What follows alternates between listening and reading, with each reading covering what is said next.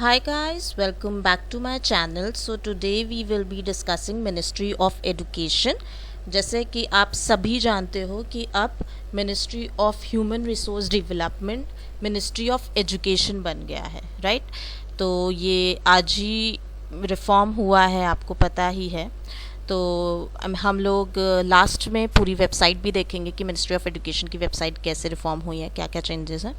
Plus हम अभी ministry of education की होती क्या है, क्या इसके ऑब्जेक्टिव्स हैं, क्या क्या इनोवेशन एंड डेवलपमेंट के लिए ये मिनिस्ट्री कर रही है, कौन कौन से डिपार्टमेंट हैं, उसकी पूरा थरो नॉलेज लेंगे। Okay, you can just read और आप एक तरीके से इसको पॉडकास्ट की तरह भी ले सकते हैं and I will be explaining each and everything. और आप इसको एक तरीके से अपनी नॉलेज गेन करने के लिए, बिकॉज समवेयर आप या आपके घर में कोई या फ्यूचर जनरेशन भी मिनिस्ट्री ऑफ एजुकेशन पे डिपेंडेंट रहेगी। तो it's very important to know this topic because ministry of education के थ्रू आप पता चलता है कि क्या क्या गवर्नमेंट के डिफरेंट कौन कौन सी एजुकेशन के लिए उन्होंने रिफॉर्म्स लाए, कौन कौन से इंस्टीट्यूट्स खोले जिससे आपको या आपकी फ्यूचर जनरेशन को बेनिफिट होगा। Okay, so just listen carefully and let's get start. Okay, so the ministry of education जो MOE है, फॉर्मली पहले बोला जाता था इसको क्या, ministry of human resource development. ये देखिए 1985 से 2020 तक is responsible for the implementation and formulation of national policy on education। तो इसका काम क्या है, इसका काम ये है कि इसको फॉर्मुलेट करना है, इसको बनानी है पॉलिसीज़, ठीक है, प्लस उनको इम्प्लीमेंट भी कराना, सिर्फ बना के नहीं बैठना है, उनको रियल लाइफ में कैसे उनको इम्प्लीमेंट करेंगे, कैसे सबके सब लोग उसको पर्टिकुलर डिपार्टमेंट्स उसको पिक्चर पे लाएंगे, मेन करेंगे काम, उसके लिए भी approved by union cabinet of India. तो पहले हमें प्रायर अप्रूव लेना पड़ेगा एक तरीके से। हम लोगों को पूरे की पूरी इन्फॉर्मेशन जो ये नेशनल पॉलिसी ऑन एजुकेशन में ये पॉलिसीज़ बनाई जाएंगी, उसका मेन सिग्नेटरी कौन होगा, मतलब सिग्नेचर रख के फिर जब तक सिग्नेचर नहीं हो जाएंगे यूनियन कैबिनेट इंडिया के, वो अप्रूव नहीं कर देती, तब तक ये पॉलिसीज़ इम्प्लीमेंट नहीं होती हैं। To ensure that it is implemented in letter and spirit, यानी कि लिखित भी और रियली में वो चीज़ होनी है, इस वजह से। ओके, प्लान्ड डेवलपमेंट यानी कि एक तरीके से पहले से ही स्ट्रैटेजीज प्लानिंग ये सब करनी है, including expanding access and improving quality of the educational institutes, यानी कि कैसे एक्सपैंड करना है एक्सेस मतलब कैसे एजुकेशन एक छोटे से छोटे गांव या रिमोट एरिया में जा पाए, and improve quality of the educational institutes through out the country. जो कैसे वो एक पर्टिकुलर एजुकेशन इंस्टीट्यूट्स जो कंट्री में खुल रहे हैं उनकी कैसे क्वालिटी इम्प्रूव करें, कैसे अच्छी एजुकेशन दे पाएँ, including in the regions where people do not have easy access to education. बहुत से एरिया इंडिया में स्टिल एग्जिस्ट करते हैं जहाँ पे एजुकेशन उतनी अच्छी नहीं है, तो कैसे वहाँ पे आराम से पढ़ाई लिखाई बच्चों की करा पाए, वो भी देखना है। The ministry is held currently by Ramesh Pokhriyal. तो मिनिस्ट्री के मेन हेड कौन है, mister Ramesh Pokhriyal, and is divided into 2 departments. उसके भी 2 डिपार्टमेंट है। ओके, मिनिस्ट्री के 2 डिपार्टमेंट है, department of school education and literacy. तो फर्स्ट डिपार्टमेंट है स्कूल एजुकेशन, यानी कि आपकी नॉर्मल जो आपकी पर्टिकुलर स्कूलिंग होती है 12th क्लास तक, और अब तो डिपेंड करता है नेशनल एजुकेशनल पॉलिसी के अकॉर्डिंग। एंड लिटरेसी का मतलब कितने लोग लिटरेट हैं, राइट। लिटरेट का मतलब होता है जिसको ability to read and write, जिस इंसान को एक पर्टिकुलर लिखना और पढ़ना आता है वो लिटरेट कहलाता है। Okay, which deals with the primary, secondary and higher secondary education. तो प्राइमरी, सेकेंडरी और plus higher education, adult education and literacy पे कोऑपरेट करता है। अडल्ट एजुकेशन भी बहुत इंपॉर्टेंट है, बहुत सारे गांव के एरिया हैं जहाँ पे लोगों को इतना नॉलेज नहीं है चीज़ों की, right. And literacy also that they can बहुत सारे 50 अबव या बिलो भी पीपल ऐसे होते हैं जिनको पढ़ना ही नहीं आता, उन्होंने अंगूठा लगाया है हमेशा डॉक्यूमेंट्स में, उन्होंने सिग्नेचर नहीं लगाया क्योंकि उनको वर्ड्स भी लिखने नहीं आते हैं, क्योंकि उनको नॉलेज है ही नहीं, हिंदी तक की नॉलेज नहीं। The department of higher education, अब higher education it's like more advance आपके कॉलेज और आपके पोस्ट ग्रेजुएशन की बात हो रही है. Which deals with the university education, वही जो कॉलेज होगा और आपके particular post graduation. Technical education, technical जैसी चाहिए आपको, किस टाइप की एंड स्कॉलरशिप्स, कितनी स्कॉलरशिप मिल रही है. Okay. The current education minister is Ramesh Pokhriyal Nishank, ये हैं जो कि मेंबर हैं काउंसिल ऑफ मिनिस्टर के. The national education policy 2020 was passed on 29th of July 2020 by the Union Council of Ministers. तो ये पॉलिसी कब पास की गई थी? 29th of January 2020 को. Okay. The national education policy 2020 replace किसको की है इसने? नेशनल पॉलिसी ऑन एजुकेशन 1986 को रिप्लेस की है. तो पहले बोला जाता था नेशनल पॉलिसी ऑन एजुकेशन, अब नेशनल एजुकेशन पॉलिसी बोला जाता है. Under the National Education Policy 2020, the name of the Ministry of Human Resource and Development, जो कि HRD थी, उसको चेंज किस में कर दिया गया? Ministry of Education में. Numerous new educational institutes, bodies and concepts were legislated under NEP 2020. तो आप देख सकते हैं अभी अभी साफ साफ एजुकेशन पॉलिसी आई है जो कि बिल्कुल ट्रांसफॉर्म कर देगी एजुकेशन इंडिया में. तो वो सब स्टेप्स अभी अभी किसने लिए हैं? नेशनल एजुकेशन पॉलिसी के थ्रू वो इम्प्लीमेंट हुए through ministry of education. Okay. Department of school education and literacy, तो अब ये वन ऑफ द डिपार्टमेंट्स हैं. इसका मेन ऑब्जेक्टिव क्या है ये देखते हैं. The department of school education and literacy is responsible for the development of school education and literacy in the country. तो स्कूल एजुकेशन कैसी होगी, किस तरीके से बच्चों को पढ़ाई कराई जाएगी, उस पर डिपेंड करता है. It works on the universalization of education, यानी कि हर जगह एक टाइप की बुक, एक टाइप का कोर्स, चाहे वो फर्स्ट का बच्चा एक पर्टिकुलर स्टेट में पढ़ रहा हो या दूसरी जगह फर्स्ट का बच्चा पढ़ रहा है, यूनिवर्सलाइजेशन कर देना, मतलब एक ही टाइप की पढ़ाई लिखाई कर देनी चाहिए. ये नहीं कि कोई दूसरा आई थिंक बोर्ड्स का भी बहुत वो होगा कि बोर्ड्स को सबको मिक्सअप करके एक पर्टिकुलर बोर्ड को यूज़ किया वही बनेगा. And for the cultivation of higher standards for the citizens among the youth of the India. तो यानी कि इतना ज़्यादा स्टैंडर्ड हाई हो जाना कि students are well aware of each and everything, उनको पता है क्या है वो, और उनके इतने अच्छी तरीके से एजुकेशन होना कि उनको टेक्निकल स्टफ़ भी आए और हर टाइप की चीज़ आए. अब डिपार्टमेंट ऑफ हायर एजुकेशन ये बात करता है कॉलेज एंड उससे अबव की एजुकेशन पीजी की. The department of higher education is in charge of secondary and post secondary education. तो ये आपको पता ही है, मैंने बताया. The department is empowered to grant deemed university status to educational institute on the advice of UGC, that is University Grants Commission. तो जो department है वो क्या कर सकता है? डीम्ड यूनिवर्सिटी को एक स्टेटस दे सकता है एजुकेशनल इंस्टीट्यूट का, एडवाइस किससे लेके? यूजीसी से लेके of India, under section 3 of the university grants commissions act 1956. तो ये यूनिवर्सिटी ग्रांट कमीशन एक्ट जो बना है 1956 में, उसमें एक सेक्शन होगा, उसमें ये चीज़ लिखी हुई है. The department of higher education takes care of the one of the largest higher education system of the world just after US and China. तो यानी यूएस और चाइना के बाद हमारा डिपार्टमेंट सबसे बड़ा डिपार्टमेंट है, department of higher education of India. The department is engaged in bringing world-class opportunities of higher education and research to the country so that Indian students are not found lacking when facing on the international platforms. तो आपको पता ही है higher education को बहुत अच्छा बना देना, world class, कि अगर वो बच्चा बाहर जाए, फॉरेन जाए, तो he is able to cope up with everyone. Research भी बढ़ाना है. ओके. इस वजह से for this the government has launch joint ventures and signed MOUs होते हैं मेमोरेंडम ऑफ अंडरस्टैंडिंग्स. इसलिए जॉइंट वेंचर कहते हैं जब दो लोग जो होते हैं वो लोग एक छोटा सा जैसे बिजनेस होता है कि आपने और किसी और ने एक साथ एक बिजनेस किया छोटे से टाइम के लिए, उसको ही जॉइंट वेंचर्स बोलते हैं.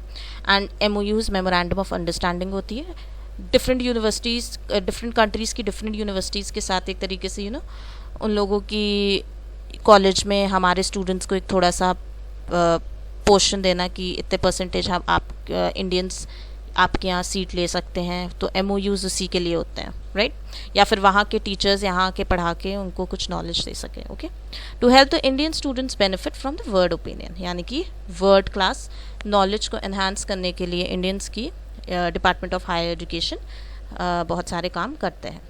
The technical education system in the country can be broadly classified into three categories. तो technical education में आप देख सकते हैं institutes हैं. Central category is CG funded institutes जो central government fund करती है institutes.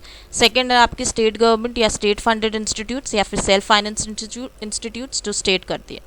The 122 central funded institutes of technical and science education are under the list of CFTIS यानी कि central funded technical institutes. Okay, जैसे कि IIITs Allahabad, Gwalior, Jabalpur, Kurnool, Kanchipuram. IITs जो 23 हैं, IIM 20, IISc, IISER, NITs, NITTRS and 9 other SPA, ISMU, NERISTs, SLIET, IIEST, NITIE and NIFFTs या CITs. Okay, so basically objective क्या है हमारी मिनिस्ट्री ऑफ एजुकेशन का, ये देखते हैं.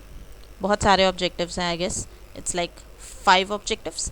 Formulating the national policy on education and to ensure that it is implemented in letter and spirit. आपने starting में ही देखा कि एक तरीके से आपको फॉर्मुलेट करनी है क्या, national policy on education. Planned development including expanding access and improving quality of the education institutes throughout the countries including in region where people do not have easy access to education.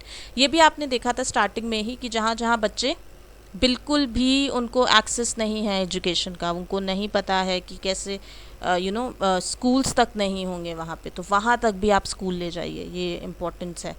या फिर colleges नहीं है. Paying special attention to disadvantage groups. तो जिन लोगों को special attention नहीं मिलता है, फॉर इंस्टेंस पुअर को नहीं मिल पाता है क्योंकि उनके पास फाइनेंस नहीं होता.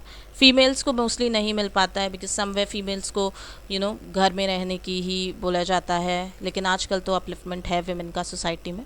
एंड द माइनॉरिटीज़, तो माइनॉरिटीज़ जो होते हैं जिनके पास उतनी सुविधा नहीं होती उनको भी. Provide financial help in the form of scholarship. तो जिन लोगों को प्रॉब्लम है उनके लिए स्कॉलरशिप, लोन सब्सिडीज़ भी मिलना. And deserving students from deprived section of the society. तो जिन बच्चों को जो कि डिप्राइव्ड सेक्शन है, जिनके पास उतना फाइनेंस नहीं है, राइट, उनके लिए एक अच्छी education. Encouraging international cooperation in the field of education. यानी कि बाहर की जो कॉरपोरेशंस है बड़ी बड़ी जो एजुकेशन में उनको बहुत अच्छा काम करते हैं, including working closely with UNESCO के साथ काम करना. And foreign governments as well as universities to enhance the educational opportunities in the country. तो बड़ी बड़ी फॉरेन गवर्नमेंट्स के साथ भी और यूनिवर्सिटीज़ के साथ भी काम करना ताकि एजुकेशनल अपॉर्चुनिटीज़ बढ़े हमारी कंट्री में. उनसे बात करके एक तरीके से उनसे यहाँ पे अपॉर्चुनिटीज़ इंक्रीज़ करना है एजुकेशन की. ऑर्गेनाइजेशनल स्ट्रक्चर, तो इसमें क्या क्या है, कैसे कैसे किस किस चीज़ में वो लोग वर्क करते हैं, कौन कौन से डिपार्टमेंट्स हैं जो हैंडल करते हैं. The department is divided into 8 bureaus हैं and most of the work of the department is handle through over 100 autonomous organisations under these bureaus. तो इनके अंदर भी पर्टिकुलर 8 ब्यूरोज के अंदर भी खूब सारे ऑटोनोमस ऑर्गेनाइजेशंस हैं जो काम करती हैं. सबसे पहले हुआ university and higher education, minorities education. Okay, इन सब में देखिए कौन कौन से आते हैं. UGC आता है इसके अंदर, educational research and development organisation आता है, Indian council of social science research भी आता है, Indian council of historical research आता है, Indian council of philosophical research भी आता है, 46 सेंट्रल यूनिवर्सिटीज़ भी आती हैं और Indian institute of advance studies भी आता है जो कि शिमला में है. टेक्निकल एजुकेशन के देखिए AICTE यानी all Indian council of technical education, council of architecture, Indian institutes of information technology IITs, 3 schools जो हैं ऑफ प्लानिंग एंड आर्किटेक्ट आते हैं, 23 IITs आते हैं, 7 Indian institutes of science education and research आते हैं, 20 इंडियन इंस्टीट्यूट्स ऑफ मैनेजमेंट आते हैं, 31 नेशनल इंस्टीट्यूट्स ऑफ टेक्नोलॉजी आते हैं and Indian institute of engineering science and technology Shibpur भी आता है. ओके, अब देखिए Sant Longowal institute of engineering and technology भी आता है, north east regional institute of science and technology, national institute of industrial engineering, 4 national institutes of technical teachers training भी and research भी है, Ghani Khan Choudhury institute of engineering and technology भी आता है. उसके बाद आप देखेंगे एडमिनिस्ट्रेशन एंड लैंग्वेज के लिए क्या क्या है. 3 डीम्ड यूनिवर्सिटीज़ हैं in the field of Sanskrit के लिए, राष्ट्रीय संस्कृत संस्थान, श्री लाल बहादुर शास्त्री राष्ट्रीय संस्कृत विद्यापीठ और राष्ट्रीय संस्कृत विद्यापीठ, right. Kendriya Hindi Sansthan, English and foreign language university है, national council for promotion of Urdu language भी है, सिंधी लैंग्वेज भी है, सेंट्रल हिंदी डायरेक्टरेट भी है, and commission for the science and technological terminology भी है, and central institute of Indian languages भी है। डिस्टेंस एजुकेशन एंड स्कॉलरशिप्स, यानी कि जहाँ से आपको स्कॉलरशिप्स प्रोवाइड हो जाए वहाँ पे भी, जैसे Indira Gandhi national open university, UNESCO integrated finance division भी है, statistics annual plan and CMIS भी है, administrative reforms north east regions SC ST और OBC के लिए भी है। ये अदर्स की लिस्ट है, आप देख सकते हैं, national book trust, board of accreditation, national commission for minorities educational institutes, इतने सारे इंस्टीट्यूट्स हैं जो नेशनल एजुकेशन पॉलिसी के अंदर आते हैं और मिनिस्ट्री ऑफ एजुकेशन के इनफैक्ट अंदर आते हैं, जहाँ पे आप देख सकते हो, आप अपनी एजुकेशन बढ़ा सकते हो, वहाँ पे पढ़ सकते हो, राइट। अब इनोवेटिव सेल, हमेशा इनोवेशन क्या होता है, एक तरीके से इनोवेशन, इन्वेंशन आपको पता ही है, जब आप कोई चीज़ का किसी चीज़ का जैसे हम लोगों को पता चला कि ब्लैक एंड वाइट टीवी है, एक तरीके से इन्वेंशन था, लेकिन LED TV, touch screen TVs, ये सब क्या है, इनोवेशन है, एक तरीके से इन्वेंशन को और अच्छा कर देना, एनहांस कर देना कि हमारे लिए और इजी बन पाए, तो वो इनोवेशन कहलाता है, राइट। तो इसका इनोवेटिव सेल है, इस्टेब्लिश हुआ था अगस्त 2018 by ministry of human resource development, all India council for technical education to systematically foster the culture of innovation. तो इनको मेन है कि इनोवेशन जितना हो पाए उतना ज़्यादा, entrepreneurship and startup in all major higher educational institutes in India, ताकि क्या हो पाए, एंटरप्रेन्योरशिप, यानी लोग खुद से अपना बिजनेस स्टार्ट करें। स्टार्टअप्स, जैसे आपको पता है कितने सारे स्टार्टअप्स आजकल इंडिया में हैं, जोमैटो, यूबर, बहुत सारे, जिसमें क्या है, लोग खुद ही बिजनेस कर रहे हैं, and people are invest, and government opportunities दे रही है बच्चों को कि वो खुद वो करें। Abhay Jere was appointed as a first chief innovative officer, तो अभय जिरे थे जिनको पहले अपॉइंट किया गया, सबसे पहले चीफ इनोवेटिव ऑफिसर बनाया। अब मेजर इनिशिएटिव्स क्या क्या लिए गए थे, smart India hackathon, Atal ranking of institutes on innovation achievements, जो बेस्ट इनोवेशंस होंगे उनके लिए इंस्टीट्यूशंस इनोवेशन काउंसिल भी बनाई गई थी, national innovation and startup policy for student and faculties in HEIS बनाए गए थे, इनोवेशन एम्बेसडर प्रोग्राम्स बनाए गए थे, MBA and PGDM programmes innovation, entrepreneurship and venture development में भी बनाए गए। तो ये सब इनोवेशन के लिए बहुत ही ज़्यादा काम किया गया। Now national institutional ranking framework देखते हैं। In April 2016 ministry of human resource development publish the first list of ranking of Indian colleges under NIRF। Okay, तो इसके अंडर इन्होंने क्या किया, रैंकिंग की। The entire ranking exercise involved NBA, all Indian council for technical education UGC, Thomson Reuters, Elsevier and INFLIBNET, यानी कि information and library net centre को लेके। The ranking framework was launched in सितंबर 2015, और ranking की गई थी, launch किया गया एक तरीके से फ्रेमवर्क 2015 में। All 122 centrally funded institutes including all central universities, IITs, IIMs participate in the first round of ranking. तो सबसे पहले राउंड में सबने ही पार्टिसिपेट किया था। ओके, सो ये थी आपकी information regarding ministry of education. चलिए अब हम लोग इसकी वेबसाइट देखते हैं। ओके